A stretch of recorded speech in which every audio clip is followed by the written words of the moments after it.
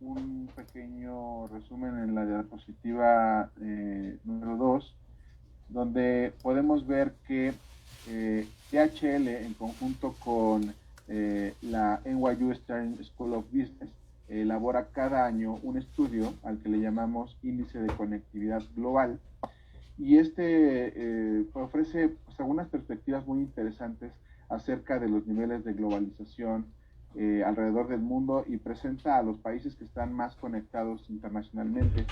Nosotros creemos que el GCI, como lo conocemos internamente, proporciona un gran contexto para discutir sobre comercio, y también puede ofrecer información pues, muy relevante para las oportunidades comerciales que cualquier empresa que desee expandirse internacionalmente pueda aprovechar. También hay una gran cantidad de información valiosa para nuestros clientes que hacen negocio doméstico, así que vamos a tener mucho contenido interesante que seguramente les va a encantar. Uno de los principales temas que los economistas y los expertos se han enfocado en los últimos años es la regionalización y los vínculos comerciales que existen entre los países que tienen fronteras comunes. Y entonces, en seguimiento a esto, nosotros pensamos que sería muy valioso reunir a estos expertos que tenemos hoy, a nuestro board comercial junto a nuestro CEO, para que juntos podamos mirar el potencial que tiene México, particularmente para el comercio interregional. De igual manera, me imagino que muchos de ustedes estarán conscientes de que el TEMEC es algo que puede ayudarles, y estarán interesados también en escuchar sobre ese tema, así que también lo vamos a abordar en esto. Sin más, bueno, yo quisiera comenzar preguntando a nuestro panel, pues si pudieran decirnos qué es el GCI, cuáles son sus principales hallazgos, cuáles son las implicaciones para México, que a partir de lo que se aprendió en este 2020. Entonces, Toño, no sé si tú quisieras comenzar explicándonos qué es el GCI. Buenos días a todos. Bueno, para medir la conectividad global, el GCI, o el GSI como en español, analiza los flujos por medio de 4 áreas. Y la primera área es las personas. Las personas es el movimiento transfronterizos de personas, tanto en términos de viaje como en movimientos a largo plazo, ya sea por estudios en el extranjero o por migración. El segundo es información, que incluye flujos internacionales de información, incluye las llamadas telefónicas y el tráfico de datos de Internet. El tercero es capital. Esto incluye inversión extranjera directa, compra de acciones y otras formas de movimiento de capital a través de las fronteras, principalmente para inversión. Y el cuarto es el comercio, flujos de mercancías y servicios, es decir, actividad de importación y exportación. En este webinar nos centraremos principalmente en el comercio. Si podemos cambiar otro más, por favor. Pero ¿cómo se miden? Esto es súper importante. El GCI mide estos flujos a través de 2 dimensiones. Muy fácil. Amplitud y profundidad. La profundidad mide de manera efectiva qué cantidad de tus flujos totales son internacionales en comparación con los domésticos. O sea, cuánto produces en casa y cuánto lo exportas o lo importas. En el caso del comercio, por ejemplo, la pregunta sería, ¿qué parte de tu PIB total proviene del comercio internacional? Ejemplo, una economía como Singapur obtendría una puntuación muy alta en esto, mientras que Estados Unidos, que tiene una economía doméstica gigantesca, podría obtener una puntuación relativamente baja en profundidad. Entonces, es que tanto tienes de mercado doméstico comparado con el comercio. Ahora vamos a la otra dimensión, la amplitud. La amplitud básicamente mide qué tan dispersos están tus flujos. En otras palabras, ¿en cuántos países haces negocios y a qué distancia se encuentran? Un país como el Reino Unido, con vínculos históricos con países de todo el mundo, obtendría una puntuación alta en esto. El GSI mide esto en 169 países. Importante, utilizando 3.5 millones de puntos de datos en 13 áreas de medición entre estos 4 tipos de flujos. Posteriormente, equilibra la profundidad y amplitud para producir una clasificación basada en la conectividad. Entonces es, ¿qué tanto negocio haces interno o externo y con cuántos países haces negocios? Y eso nos da la medición. Muchas gracias, Toño. Eri, ¿nos podrías tú platicar cuáles son los hallazgos de esta última edición del GCI, por favor? Con todo gusto. Antes de hacerlo, quisiera agregar que dos de las principales perspectivas que el GCI ha proporcionado constantemente desde que se introdujo por primera vez en el 2011 son que, en primer lugar, el mundo no está tan conectado como la gente supone. Los niveles de conectividad general suelen ser muy bajos y existe un enorme potencial para aumentarlos, a pesar de la percepción que a menudo se tiene con respecto a la globalización, creyendo que es una fuerza muy poderosa. Y en segundo lugar, una mayor conectividad se asocia típicamente con una mayor prosperidad y crecimiento del PIB. Los países que ocupan un lugar muy alto en el GCI tienden a ser economías desarrolladas, con una alta calidad de vida. Holanda o Países Bajos ha ocupado el primer lugar cada año, siguiendo por mercados como Singapur, Suiza, los Emiratos Árabes Unidos y el Reino Unido. En el informe del 2020, pues todavía estamos corriendo con 2021, ha generado 10 hallazgos claves, muchos de ellos, por supuesto, fuertemente influenciados por esta pandemia que estamos viviendo. Vamos a revisarlos. El primer hallazgo fue que se espera que la pandemia desencadene una disminución en los niveles de conectividad, pero aún no por debajo de los niveles de la crisis económica del 2008 y 2009. Esto sugiere que la globalización continúa su curso. Somos resilientes y la globalización continúa. El segundo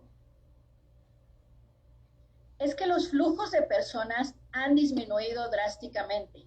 Y seguramente no será una sorpresa para ustedes que están escuchando este webinar desde sus casas, con el famoso home office que hoy nos tiene sin movimiento. El tránsito de las personas ha decrecido debido justamente a ese confinamiento que ha sido significativo. Hubo una reducción de tránsito de turistas en un 70%, así como los trámites de permisos de inmigración, y existe una reducción en la capacidad de las aerolíneas. El tercero y cuarto, en relación a eso, no obstante, los flujos de información transfronterizos han crecido drásticamente.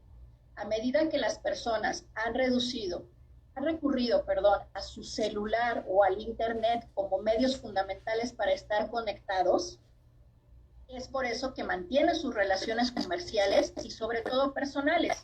Hoy en día, ¿cuántas familias no se reúnen por Zoom para poder estar conectados?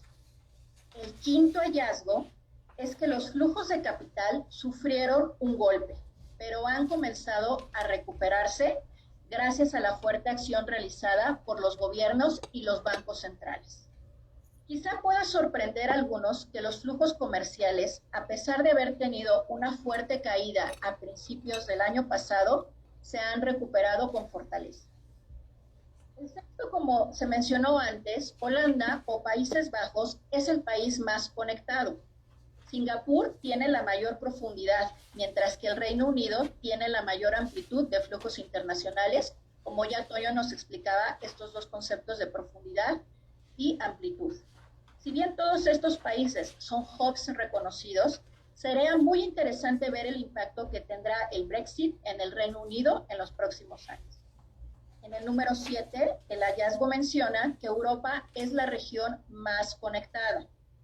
8 de los 10 países más conectados están allí. Y tal vez no sea una sorpresa para ustedes, dado el alto nivel de integración dentro de la Unión Europea. Por otro lado, América del Norte es el líder mundial de información y flujos de capital. Podemos ver aquí la influencia que tiene Wall Street y el famoso Silicon Valley. Vemos una serie de países que están superando su peso, especialmente el sudeste asiático, gracias al papel que desempeñan muchos de estos mercados en las cadenas de suministro. Quizá haya una oportunidad a largo plazo para América Latina aquí definitivamente, mirando y aprendiendo de los otros países de lo que han hecho. Las tensiones comerciales representan sin lugar a dudas una amenaza para la globalización, siendo la disputa entre Estados Unidos y China una fuente particular de tensión. pero todavía no hay un movimiento completo hacia la regionalización, a pesar de que se habla de ello. Por último, a medida que salimos de esta pandemia, el estudio muestra indicios de que la implementación de medidas para fortalecer la conectividad mundial podría ayudar a los países a disfrutar de un crecimiento económico más rápido y así poder acelerar su recuperación.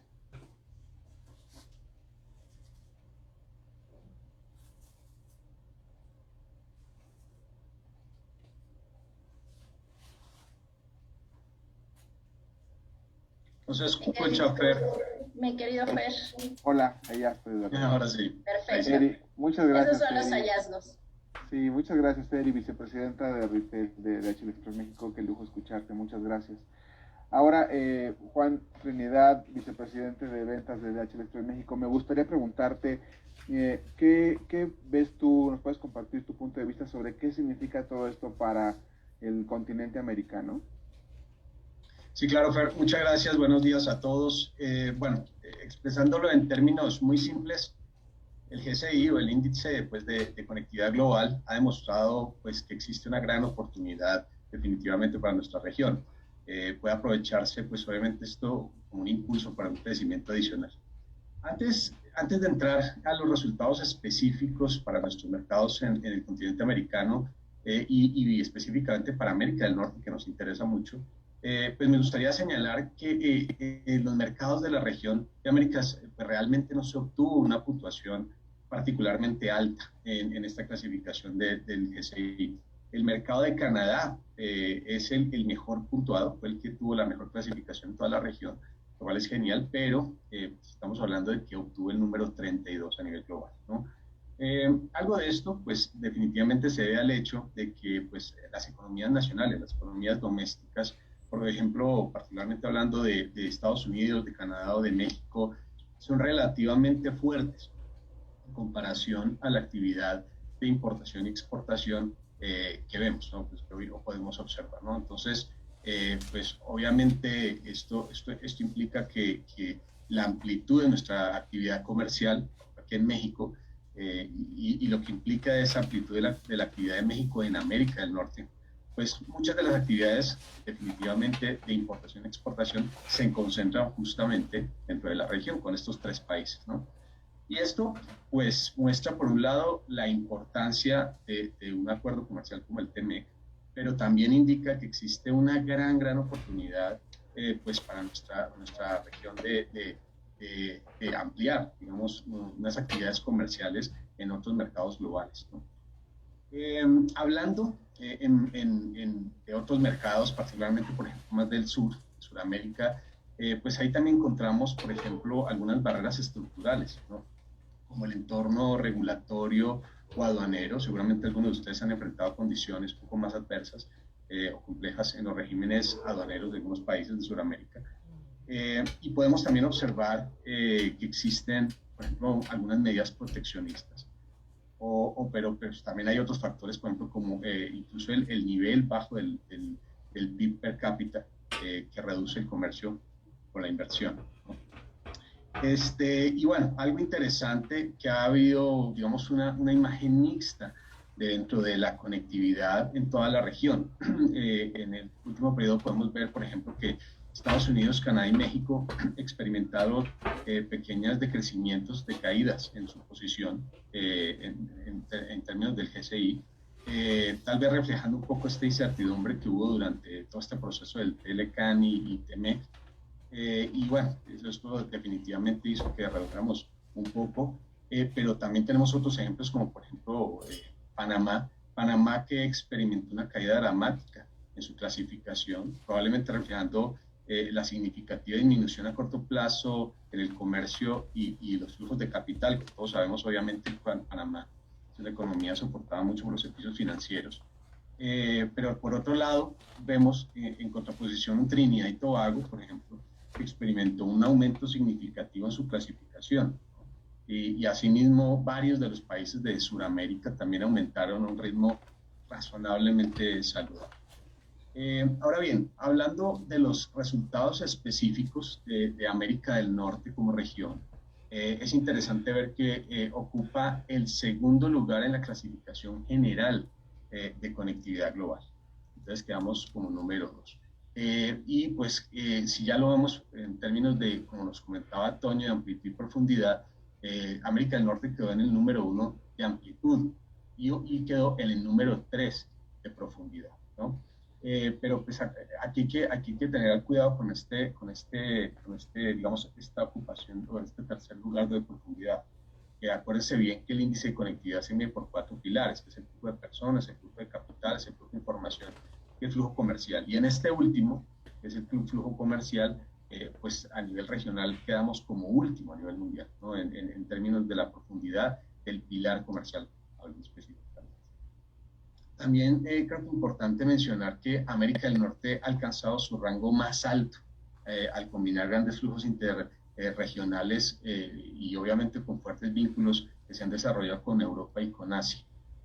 Fuera digamos, de la propia América del Norte, los países más importantes que podríamos ver son evidentemente China, con el cual tenemos un intercambio importantísimo.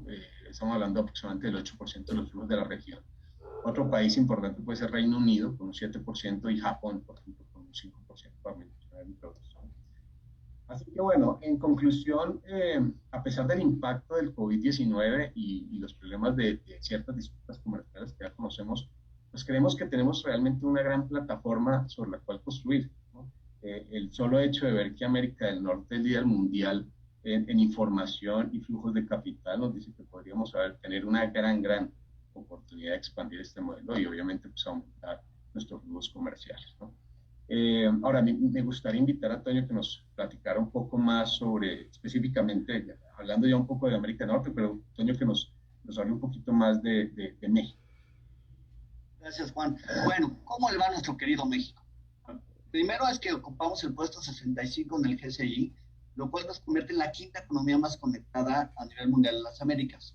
Pero lo interesante es que este es un ejemplo y un reflejo de países que tienen altas poblaciones concentradas y entonces una economía nacional que consume internamente y por lo tanto no tiene tanta conexión. Ese es un ejemplo muy claro. Y luego la otra que es súper clara es la dependencia que México tiene con Estados Unidos en términos de conectividad global, ya que el 73% de sus flujos internacionales son con Estados Unidos.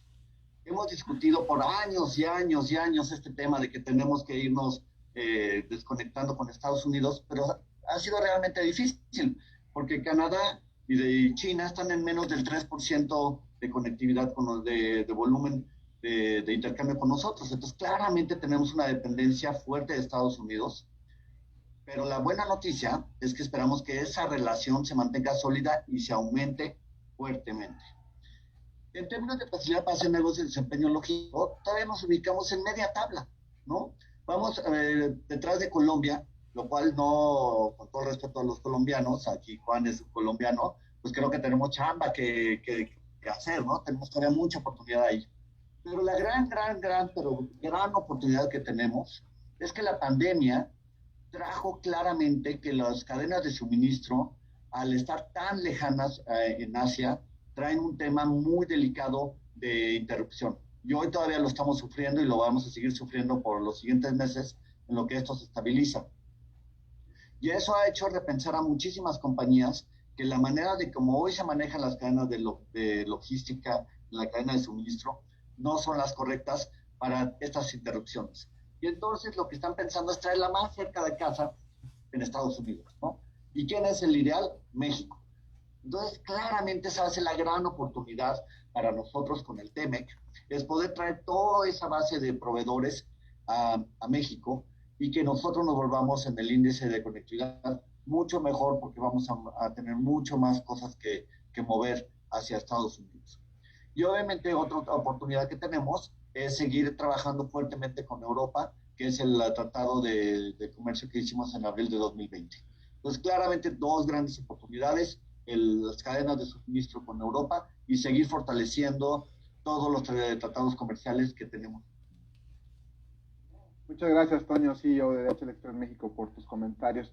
Bueno, yo estoy empezando ya a ver algunas preguntas, entonces quiero invitar a todos a que nos las vayan dejando aquí en la sección de preguntas y respuestas. Al final vamos a dar oportunidad de contestar estas preguntas a través de nuestros panelistas. Bueno, como ustedes saben, el TEMEC, este acuerdo comercial entre México, Estados Unidos y Canadá, se firmó el 1 de julio de 2020. Y entonces, con base en eso, en ese antecedente, Toño, me gustaría preguntarte, bueno, ¿cómo ha estado impactando el TEMEC al negocio de DHL Express México y qué oportunidades ves con este nuevo acuerdo o cómo podrían los clientes aprovechar esta nueva oportunidad? En adición a lo que ahorita acabo de platicar sobre las cadenas de suministro viniéndose a México para conectarse con Estados Unidos, hay una oportunidad enorme con el e-commerce. El e-commerce es una tendencia mundial que claramente se aceleró con la pandemia. Vimos volúmenes se aceleró nuestras inversiones que teníamos para el 2025, ya están para el 2022. Vimos volúmenes gigantescos. Pero aún así hay un campo enorme para el e-commerce, porque todavía faltan muchas compañías de venir de e-commerce a México. Apenas estamos en el punto del iceberg, faltan todas las asiáticas que entren profundamente a México. Conocemos las americanas y las latinoamericanas, pero todavía cuando las asiáticas entren, prepárense que esto va a estar interesante. Y ahí claramente va a haber una gran oportunidad para las pymes que ahorita platicaremos de ellos.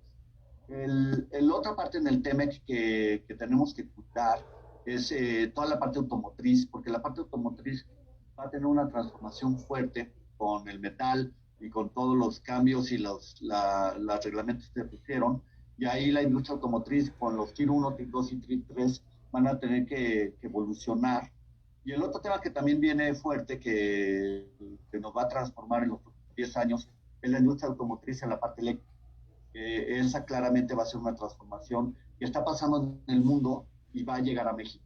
O sea, ahí vamos a ver cambios radicales. Pero algo que muchas veces se nos olvida es que las pequeñas y grandes pequeñas y medianas empresas son las que mueven México. El 99.8%, o sea, escuchemos eso, 99.8% de las empresas son pymes, ¿vale? Y de esas dan 72% de los empleos son pymes y hacen el 52% del Producto Interno Bruto. Entonces el México que conocemos se mueve a través de las pymes y ellas tienen que empezar a moverse a las soluciones tecnológicas de mayor flexibilidad, adaptabilidad y obviamente de acceso a la parte financiera. Y ahí es donde realmente se va a hacer una batalla enorme, porque el TEMEC tiene oportunidades para todas estas empresas y algunas van a ser exitosas y otras no, pero claramente mientras más flujos vengan todas estas pequeñas empresas que se quieran trasladar a México, las pymes tienen gran oportunidad de darle servicio a estas empresas. Entonces claramente ahí vemos que hay una oportunidad para las pymes, pero es un tema difícil, es los pronósticos, ¿no? Es un panorama cambiante, es difícil de predecir los volúmenes, y eso es además con el tema digital se vuelve todavía más difícil. Ahí es donde vemos grandes complejidades para las pymes, es que no tienes una visibilidad con el tema digital a mediano o largo plazo, todo se mueve muy rápido y ahí se tienen que adaptar. Y luego obviamente que México tiene que invertir fuertemente. Para todo lo que les acabamos de platicar, hay que hacer inversiones extraordinarias. DHL tiene un compromiso de invertir $500 millones en 5 años, ya le metimos 300 y no está alcanzando. Tenemos que seguir trayendo más dinero y más dinero porque hay que crear la capacidad logística para poder operar en México para lo que se viene. Entonces, en conclusión, las pymes tendrán que volverse más sofisticadas para poder acceder a programas de financiamiento, asignar de mejor forma sus recursos para que generen utilidad y requerirán de fuentes que proveen activos productivos para continuar operando y adaptarse y crecer sin descapitalizarse. El financiamiento se va a volver extremadamente crítico para las pymes para poder competir en ese nuevo ambiente. Buenísimo, Toño, muchas gracias por esta interesantísima perspectiva. Y ahora, bueno, Juan, aprovechando que tú eres un experto en ventas, como la cabeza de ventas de DHL Express, me gustaría que nos platiques qué oportunidades ves desde el punto de vista comercial que puedas compartir con la audiencia. Claro, Fer. A ver, yo lo vería como en tres diferentes áreas. A ver, la primera es, pues obviamente, además del e-commerce y la oportunidad, como lo mencionaba Toño, de todo la gran oportunidad que se abre para las pymes del país.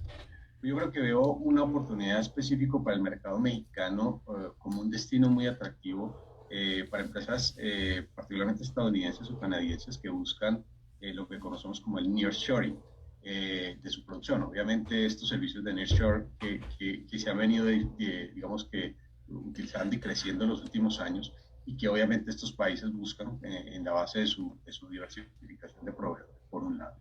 Por otro lado, yo creo que para las empresas mexicanas, creo que definitivamente China pues es un socio aparte como ya mencionamos, de los países, obviamente del propio América del Norte, pues China definitivamente es un socio comercial con un potencial significativo. Pero yo diría que justamente viendo este índice global de conectividad, pues una gran oportunidad es ver cuáles son esos mercados que tienen un alto índice de conectividad, es decir, que al final son mercados que permiten tener un flujo importante y que tienen mucha apertura a recibir los flujos importantes del exterior. Entonces, podemos ver países o economías como Holanda, como Alemania, España, Japón, Corea, Brasil, Reino Unido, entre otros. Entonces, yo creo que es una gran oportunidad también, pues, obviamente para ver a los grandes como Estados Unidos, China, pero también hay otras economías importantísimas que para nosotros se nos vuelve una gran oportunidad. Y por último, pues definitivamente tampoco podemos desconocer en esta región que pues, al sur de nuestras fronteras tenemos muchos países con los cuales compartimos, digamos, similitudes culturales, mismo idioma, y pues esto para nosotros en DHL pues estamos viendo grandes, digamos, unos ejemplos impresionantes de emprendedores que hemos visto que se expanden más allá de sus mercados. A veces vamos a hablar que algunos mercados limitados, incluso un poco estancados, pero que definitivamente al expandir hasta Centro y Suramérica, pues ha sido una gran oportunidad, ¿no? Pues como hemos visto en este GCI, los países, una particularidad que vemos aquí digamos que en el índice de conectividad global, es que los países que comparten cierta cercanía, ciertos idiomas, ciertas, digamos, similitudes culturales, pues digamos que tienden a construir conexiones mucho más sólidas y con mayor facilidad. Entonces yo creo que pues, tenemos una gran oportunidad, diría yo, en México, pues a nivel mundial. Está muy interesante, muchas gracias. Bueno, y antes de entrar a la sesión de preguntas y respuestas, me gustaría pedirte, Eri Quesada, pues tú que estás a cargo de todo el canal de retail de DHL Express México con más de 700 tiendas y que tus principales clientes son pymes, tú en ese sentido, ¿cómo ves, cuál sería tu recomendación para esas pymes? ¿Cómo pueden aprovechar ellos el TMEC a través del e-commerce? Claro que sí, Fer, con todo gusto. Mis recomendaciones para estas micro, pequeñas y medianas empresas es un punto fundamental. Yo considero que deben de estar dispuestas a evolucionar en lo tecnológico y poder invertir en infraestructura para que puedan ustedes desarrollar una capacidad operativa adicional que permita cubrir esas nuevas necesidades que el mercado está demandando. Obviamente hemos visto que los patrones de consumo se han modificado, muy impulsados también por esta pandemia, y debemos de reaccionar rápidamente para ellos. Creo que para este punto ellos requieren, punto número 1, adaptar su estrategia de ventas a un website o plataformas que tengan su portafolio de productos y servicios con un buen soporte digital. Esto les va a permitir atender una demanda de comercio electrónico creciente que hemos visto con el famoso e-commerce y el boom que está actualmente. En segundo punto, creo que deben de considerar socios de marketplace que tengan experiencia en ventas en línea para impulsar su internacionalización y multiplicar sus beneficios. Esto va a permitir que esos emprendedores puedan comercializar incluso sin capital propio y en ocasiones es más barato que instalar una plataforma de comercio electrónico propia. En tercer punto, creo que deben de contar con un buen brazo de distribución de amplio alcance nacional e internacional como DHL Express México, que les ayude a llegar a esos clientes a los que antes no podían llegar. Somos una opción que hoy por hoy llegamos a 220 países y podemos expandir su negocio sin lugar a dudas. Con una integración de ese web service para la rastreabilidad, los sistemas de customer service y un chatbox gratuitos para que los consumidores puedan dar seguimiento de sus productos y la entrega puntual de los mismos, lo cual hoy es indispensable para esos clientes a los cuales ellos quieren llegar. Por último, cada micro, pequeña y mediana empresa debe realizar una autoevaluación de sí misma y del producto que vende y un análisis de las ventajas e inconvenientes de todas las opciones que tiene para comenzar a vender por Internet y tener capacidad para atender todas esas necesidades de los internautas en tiempo y forma. Esas serían mis recomendaciones. Muchas gracias, Erika. Pues ahora sí, vamos a entrar a la sesión de preguntas y respuestas. Primero que nada, pues también gracias